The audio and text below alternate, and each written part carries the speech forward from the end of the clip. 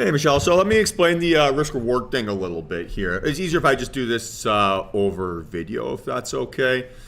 So essentially, the base idea, or it kind of comes from like poker math to a certain extent. So when you're playing poker, or the way to think about it is in that same context. So when you're playing poker and you say have like a flush draw, then you have, I think it's like 13 outs on the turn and 9 outs or something like that on the river, whatever it is. And so what that tells you is basically how many cards are left in the deck, right? That would give you the hand that you want.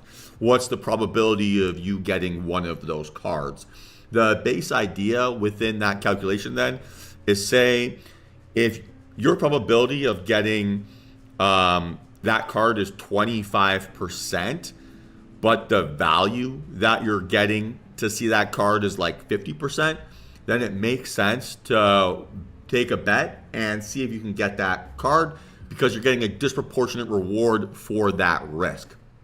So it's essentially the same idea when we're taking trades inside our day trading account, because no one wins on 100% of our decisions.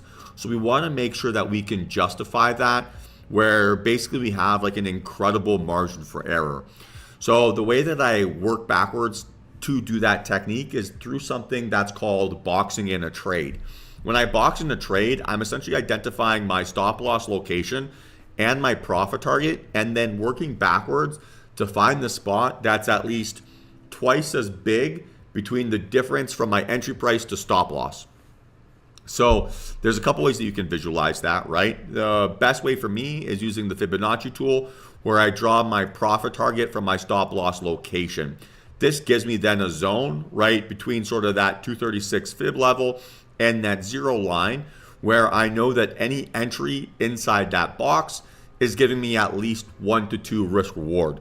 So that means, right, if I'm correct on 50% of my decisions, or I'm correct 50% of the time, I can still end up being wildly profitable as a trader.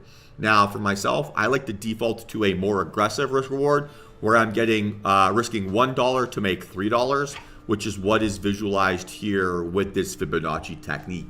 That means that I could maintain like a 30% win rate and still have a successful or profitable edge trading the market.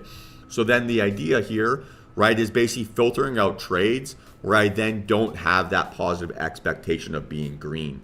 So if I can essentially take every single trade with that 3 to 1 risk reward, or 1 to 3 risk reward, and keep that risk constant, at the end of 1,000 trades, 10,000 trades, 100 trades, I should be able to survive my variance and be consistently green. So really, it's a way for me to be able to justify taking on risk and helping me work backwards to find a specific entry price that I know I can rely on. Does that make a little bit of sense?